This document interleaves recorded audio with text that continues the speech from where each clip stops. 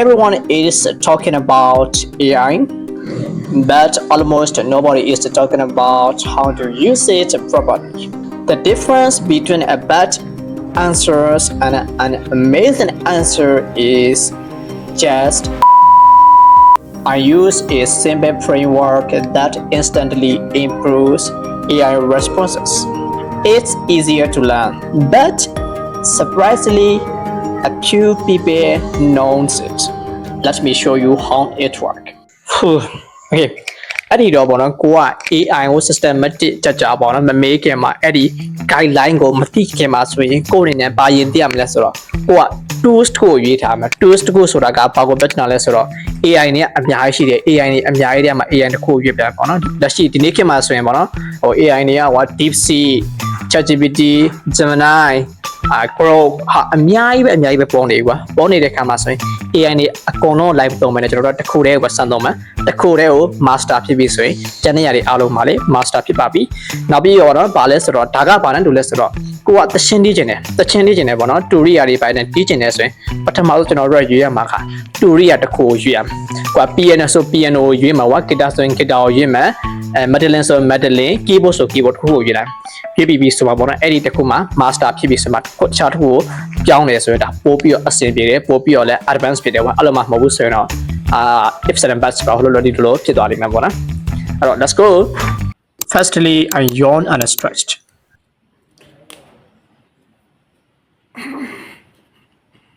okay AI ကိုစနစ်တကျ prompt ပေးတဲ့ဖို့အတွက်ဆိုရင်ကျွန်တော်တို့တွေပုံမှန်လဲစနစ်တကျခိုင်းတဲ့အရေးချင်းရှိရမှာပေါ့နော်အဲ့တော့ဒီမှာစနစ်တကျခိုင်းတဲ့ဖို့အတွက်ကျွန်တော်တို့တွေအဆင့်၄ဆင့်ကိုလောက်ရမှာဖြစ်တယ်ပေါ့နော်အဲ့တော့အဆင့်၄ဆင့်ကလည်းလုံးဝပုံမကတ်ပါဘူးပေါ့နော်အဆင့်၄ဆင့်ကိုကျွန်တော်တို့တစ်ဆင့်ချင်းဒီကိုပြပြပေးမှာဖြစ်တယ်ပေါ့နော် number 1 ကကျတော့ bro tell it who to be like အဲ့ဒီ AI ကိုမင်းကဘယ် position သူ့နေရာကနေပြောပြမှာဆိုပြီးတော့လောမှာဖြစ်တယ်ပေါ့နော်ဥပမာဟိုကအင်္ဂလိပ်စာသင်မှဆိုရင်တော့မှအင်္ဂလိပ်ဆရာအဖြစ်သူ့ကိုနေရာပေးတယ်ဆိုရင်အင်္ဂလိပ်စာမှာကအဆင့်ကမျိုးရှိတယ်ကွာအခြေခံအဖြစ်ပေါ့နော်၃ဆင့်နဲ့ပြောပြပေးမယ်basic ရှိတယ် intermediate ရှိတယ်နောက်ပြီးတော့ advanced ဆိုပြီးရှိတယ်ပေါ့နော်ကိုကပေါ့နော်အခြေခံ level ကနေစပြီးလေ့လာမှဆိုရင် AI ကိုမင်းရဲ့အဆင့်ကကျတော့ basic English data ပေါ့နော်အခြေခံအင်္ဂလိပ်စာသင်တဲ့သူနေရာနေမင်းကလောမှဆိုပြီးတော့မင်းကအဲ့ဒီ AI ကို role တစ်ခုပေးရမယ် position တစ်ခုပေးလိုက်မှာဖြစ်တယ်ပေါ့နော်အဲ့ဒါ number 1ဖြစ်တယ်Number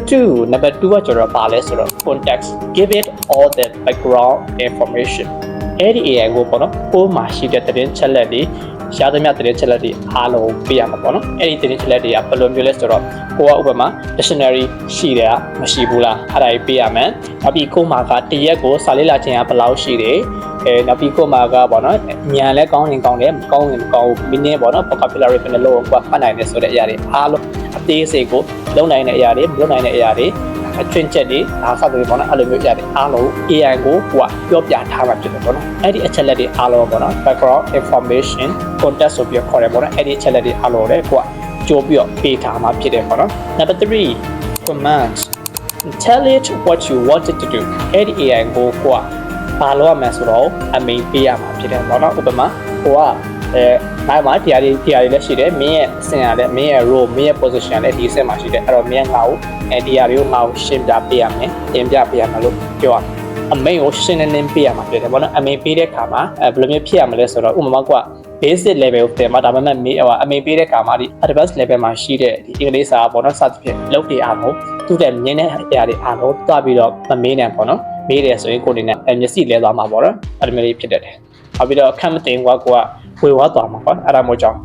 comment ပေးတဲ့ခါမှာလည်းကိုယ့်ရဲ့ comment ဟာဆိုရင်ဒီကိုအထက်မှာပြခဲ့တဲ့အဆင့်နဲ့က live file ရှိရမှာပေါ့နော် Number 4 format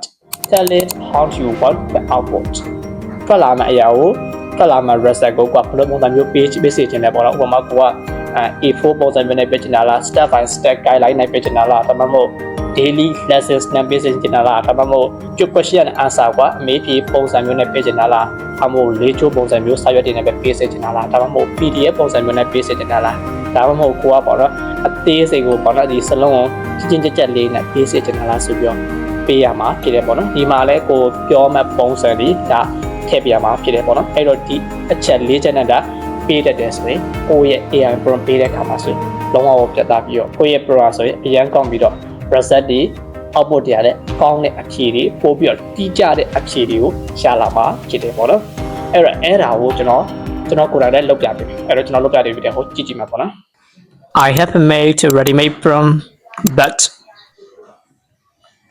okay prompt ကတော့ကျွန်တော် ready-made လုပ်ပြီးသားပေါ့နော်ဒါပေမဲ့ ready-made ဆိုပေမဲ့ပေါ့နော်ကျွန်တော်စိတ်ကြိုက်မရတဲ့အတွက်ကျွန်တော်တချို့ဘိုင်းတွေကို live ပြီးတော့ပြင်လိုက်တယ်ပေါ့နော်ပြင်ပြီးမှပဲအဲ့ဒါကိုပြန်ပြီးသုံးကြည့်မယ်အဲ့တော့ခါတော့ကျွန်တော်ပြင်ပြီးသွားပြီ okay ready-made prompt ကိုလည်းကျွန်တော်ပြန်ပြီးတော့ပြင်ဆင်ပြီးပါတော့ prompt မှာဆိုရင်ဘာလဲဆိုတော့ကျွန်တော်ပြပေးမှာဖြစ်တယ်ပေါ့နော်အဲ့တော့ကြည့်အဲ့တော့ prompt မှာဆိုရင်ကျွန်တော် AI ရဲ့ role ဘယ်လိုမျိုးပေးထားလဲဆိုတော့မင်းဟာဆိုရင်သူကစာရေးဆရာရိုးစာရေးဆရာမဟုတ်ဘူးကမင်းက Nobelist ပါဝတ္ထုတွေရေးတာဘယ်လိုမျိုးဝတ္ထုတွေလဲဆိုတော့ဥပမာလူတွေကိုတုံလို့6ပွဲနောက်ပြီးကြပါဘောနော်ဒီမမျော်လင်းတဲ့မြုပ်ကွက်တွေတဲကွက်တွေပါတဲ့စာရေးဆရာတယောက်နေရာနေအများကြီးရေးရမယ်ဆိုပြီးကျွန်တော်သူ့ကို role ပေးထားတယ်အဲ့တော့ဒါသူ့ရဲ့ role ပေါ့နော်ခက်ကဏ္ဍဖြစ်သွားပြီအပြီးတော့သူ့မှာက experience က10နှစ်ရှိရတယ်ပေါ့နော်10နှစ် experience ရှိတယ်ဒါဝတ္ထုရေးဆရာတယောက်ဖြစ်တယ်ပေါ့နော်မြုပ်ကွက်တွေဆိုတော့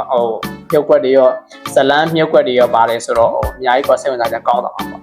အဲ့ဒါသူ့ရဲ့ role ကျွန်တော်ပေးထားတာဖြစ်တယ်နောက်ချက်ပေါ့နော် context background information ပေါ့နော်ဒီ background information context မှာကျွန်တော်ဘာတွေပေးထားလဲဆိုတော့ဒီစာဖတ်တဲ့သူတွေပေါ့နော်ဒါအရွယ်ရောက်ပြီးသားသူတွေအတွက်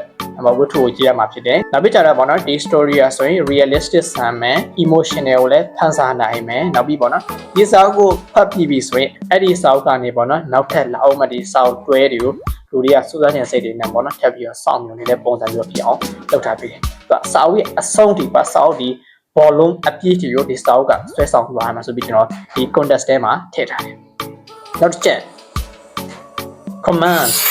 အမေပေးတဲ့တဲမှာကျွန်တော်ဘာတွေကိုပေးထားလဲဆိုတော့ပထမဆုံး chapter တစ်ခုပဲရေးပြရမှာပေါ့နော်အဲ့ဒီ chapter ဆိုရင်ဒီအကြောင်းအရာဆိုရင်ဘာအကြောင်းအရာပြရမလဲဆိုတော့တက္ကသိုလ်ကျောင်းသားတယောက်ရဲ့အကြောင်းဖြစ်တယ်အဲ့ဒီတက္ကသိုလ်ကျောင်းသားကသူကစာကြည့်တဲ့ဟောင်းတအုပ်ထဲမှာစာအုပ်တွေဖရင်နဲ့စာအုပ်အဟောင်းတအုပ်ထဲမှာဆိုရင်သူကဒီဖွက်ထားတဲ့ message တစ်ခုကိုတွားတွေ့တယ်အဲ့ဒီ message ကနေမှဒီဇလန်းအစပြီးဖြစ်လာတယ်ဆိုပြီးကျွန်တော်ဒီထဲမှာ command မှာပေးထားပေါ့နော်အမေပေးထားတယ်နောက်တစ်ချက်ကဘာကိုထပ်ပြီးအမေပေးထားလဲဆိုတော့သူ့ဘောနော်ဒါ basic ပေါ့နော်အင်္ဂလိပ်စာနဲ့ grammar ပဲသွားမှာဆိုပြီးပေးထားတယ်အရင်ကြီးကိုတွဲမှာပေါ့ဘယ်လိုပြောမလဲအင်္ဂလိပ်စာဖတ်တဲ့အခါမှာလည်းတွဲမှာဖြစ်မယ်အဲ့တော့နောက်ဆုံး format ကကျတော့ပါလဲဆိုတော့ကျွန်တော်သူ့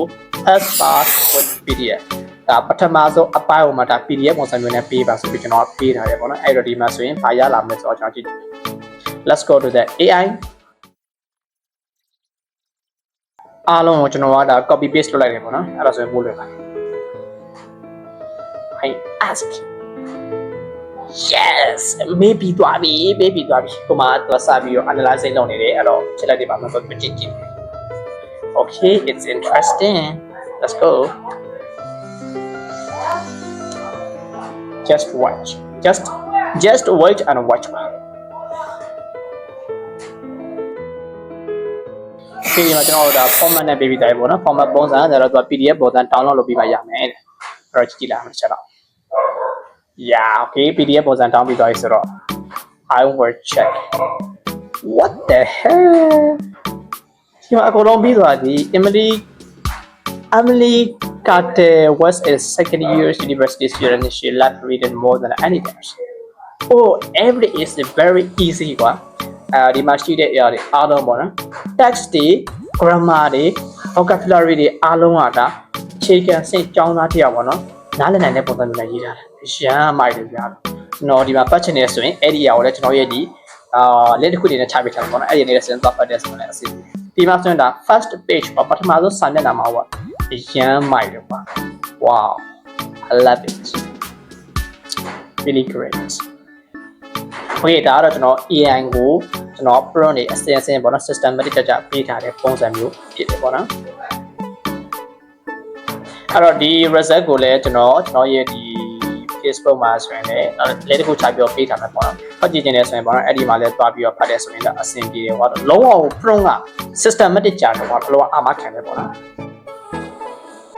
If you want a step-by-step systematic prompt guideline I will put it in the description Thank you for watching my video. Subscribe, follow and like.